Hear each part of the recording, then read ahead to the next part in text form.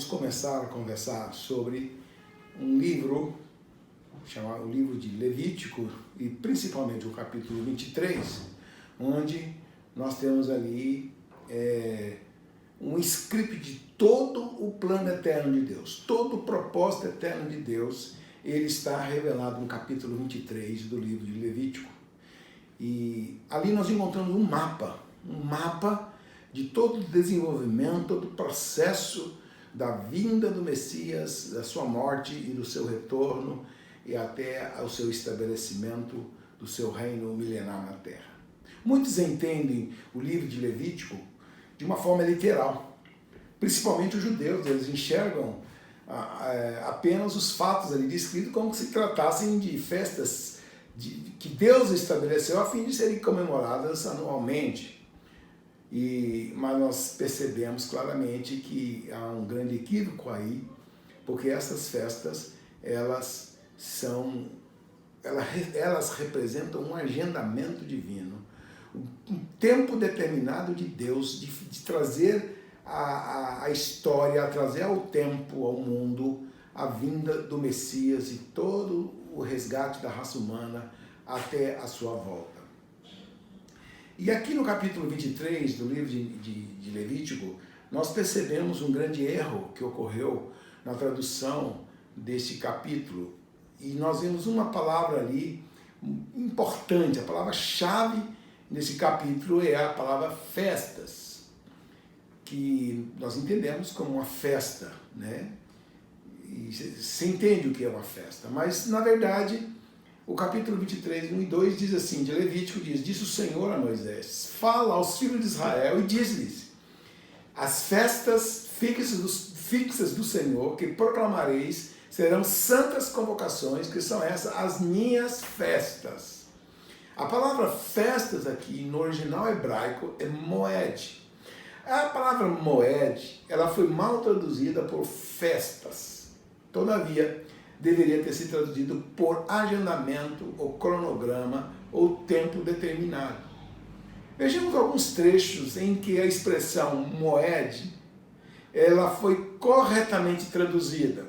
Em Gênesis 21, 2, diz, Sara concebeu e deu à luz a um filho, a Abraão, na sua velhice, no tempo determinado, moed, que Deus lhe falara. E o Senhor, aqui em Êxodo 9:5 diz, o Senhor designou certo tempo, moed, dizendo, amanhã fará o Senhor isto na terra. Portanto, a correta interpretação de Levítico 23 seria no sentido de que Deus estaria estabelecendo um tempo determinado para que os certos acontecimentos previstos profeticamente nas 7 festas descritas viessem a cumprir-se no futuro, ainda que devessem ser observadas anualmente pelo povo judeu. Deste modo, demonstraremos sentido literal e sucessivamente o caráter profético das festas, para que, definindo o sentido de cada festa, possamos então compreender melhor o plano eterno de Deus e o cronograma divino acerca da sua atuação no tempo, iniciando-se com o advento da manifestação do Messias em forma humana no tempo da sua encarnação. Agora, primeiramente nós iremos analisar os acontecimentos que antecederam a vinda de Cristo, para que possamos compreender com mais precisão os desdobramentos da rejeição do Messias por parte de Israel e acarretando em uma nova aliança firmada entre Deus e os gentios.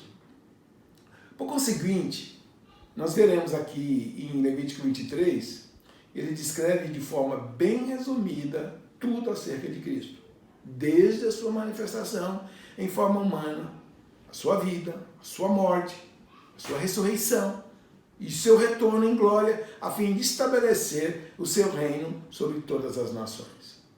Paulo diz aos Colossenses que a realidade das festas, elas estão em Cristo Jesus.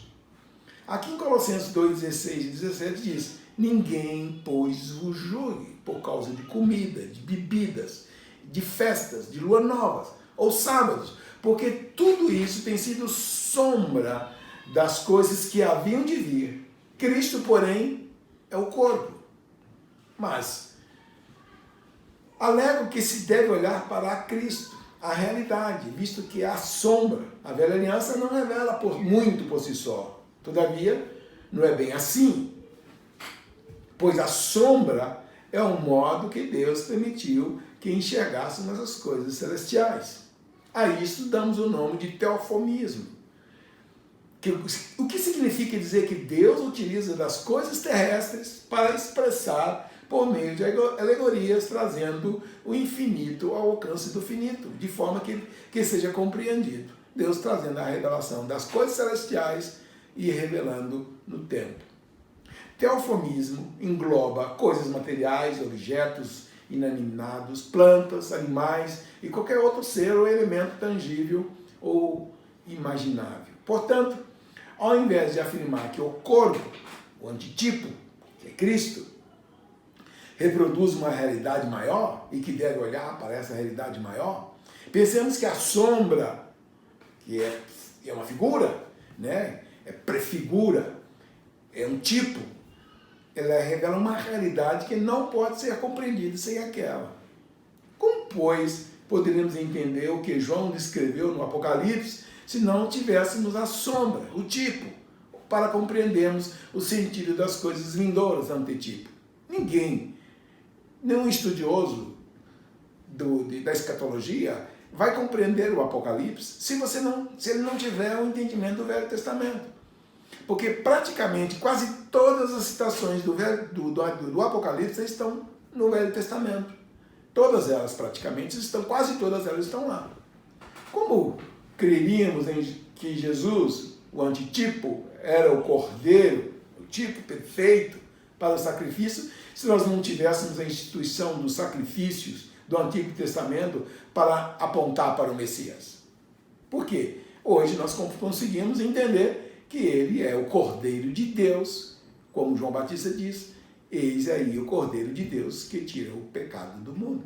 Por que ele diz isso? Porque ele estava dentro de uma realidade terrena e ele tinha ali uma figura que era a festa da Páscoa. Como creríamos, ou melhor, como saberíamos que o exemplo do tabernáculo terreno, que é um tipo, exige um tabernáculo celestial, que é o antitipo, o verdadeiro, onde o sumo sacerdote da nova aliança, que é Cristo, se apresenta perante o ancião de dias para fazer propiciação por os nossos pecados. Aqui em Hebreus 8, 1 e 2 diz, ora, o essencial das coisas que temos dito é que possuímos tal sumo sacerdote que se assentou à destra do trono da majestade nos céus, como ministro do santuário e do verdadeiro tabernáculo que é o Senhor, erigiu não um homem. Muitos utilizam essa expressão a fim de negar a velha aliança, mas não percebem que ambas andam juntas. Um grande exemplo disso são as 7 festas de Israel. Portanto, vamos tentar demonstrar resumidamente qual é a realidade que Deus quer nos mostrar através dessas festas e a sua correlação com a vinda do Messias, a sua morte, a sua ressurreição, a sua volta, o período da ira e fechando com o milênio, com aquele tempo de 1000 anos de governo do Messias sobre a terra, que é o período milenar. E aqui em Hebreus 10, 1 diz, ora, visto que a lei tem sombra, um tipo, dos bens vindouros, não a imagem real, que é o antitipo, né? Que é Cristo, nunca, jamais pode tornar perfeito os ofertantes com os mesmos sacrifícios que ano após ano, perpetuamente eles oferecem. As festas filhas do Senhor podem se dividir em 2 conjuntos, figurando, chama a festa da cevada, chamada a colheita da cevada, e que ela acontece na época da primavera, e a colheita do trigo, que é feita no período do outono.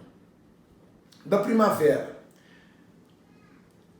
que é a festa da cevada, a colheita da cevada, é a Páscoa, a qual representa a morte de Jesus Cristo, Os pães asmos, que representam a vida santa de Jesus, sua vida perfeita e irrepreensível, e as primícias, que representam a ressurreição de Cristo, e o Pentecoste, que representa a festa das colheitas, que é a salvação do tempo dos gentios. Inclusive, nós vemos que muitas pessoas dão ênfase nesse tempo das festas das colheitas, ela não consegue enxergar que esse tempo é o tempo do início de uma grande colheita, que vai culminar no fim da colheita com a volta de Cristo. E agora nós temos a do outono, a colheita do trigo. Nós vemos que as trombetas representam o arrebatamento dos santos, e logo depois das trombetas vem a expiação, que representa a segunda vinda de Cristo e a remoção dos pecados de Israel, que é aquele período de que Deus derrama a sua ira sobre as nações, e Deus salva Israel. E o tabernáculo, que representa o período do milênio, os 1000 anos de reinado de Cristo sobre a terra com a sua igreja. Portanto, no calendário judaico, entre as festas de primavera, que representam o período do plantio e colheita da cevada, e as festas do outono, que representam a colheita do trigo, tem esse interregno de 3 meses, o qual tipifica o período do tempo dos gentios, que é o período da edificação da igreja. Quer dizer, entre a festa das primícias e a festa das trombetas, existe uma festa, que é a festa chamada Pentecoste, ou a festa das colheitas. E é justamente esse é o período em que Deus está trabalhando para a salvação do povo gentil. E é o tempo da chamada plenitude do tempo dos gentios, a plenitude dos gentios, que é o tempo que Deus está edificando a igreja. Assim também, as chuvas da primavera, chamadas chuvas temporãs, que regem a primeira colheita, representam a vinda do Messias. Enquanto que as chuvas do outono, as chuvas serôdias, que representam a segunda colheita, representa a segunda vinda do Messias. Lá em Oséias 6,3 diz: conheçamos e prossigamos em conhecer o Senhor. Como a alva, a sua vinda é certa. E ele descerá sobre nós como chuva serôdia que rega a terra. Em Joel 2,23 diz: alegrai-vos, pois, filhos de Sião. Regozijai-vos no Senhor, vosso Deus, porque ele vos dará em justa medida e fará descer como outrora a chuva temporã e a chuva serôdia. Aqui em Tiago 5, 7 e 8 diz: sede, pois, irmãos, pacientes até a vinda do Senhor. Eis que o lavrador aguarda com paciência o precioso fruto da terra, até receber as primeiras e as últimas chuvas. Sede vós também pacientes e fortalecei o vosso coração, pois a vinda do Senhor está próxima. Em todas estas festas há um sentido muito profundo com a pessoa de Jesus. Todas essas 7 festas, elas apontam para Cristo. E veremos, portanto, que Cristo, ele é o cumprimento perpétuo de todas estas festas, as festas fixas do Senhor. Então, nós estamos dando essa introdução para mostrar sobre essas festas, mas nós vamos entrar detalhadamente em cada uma das festas e mostrar como elas revelam a pessoa de Cristo.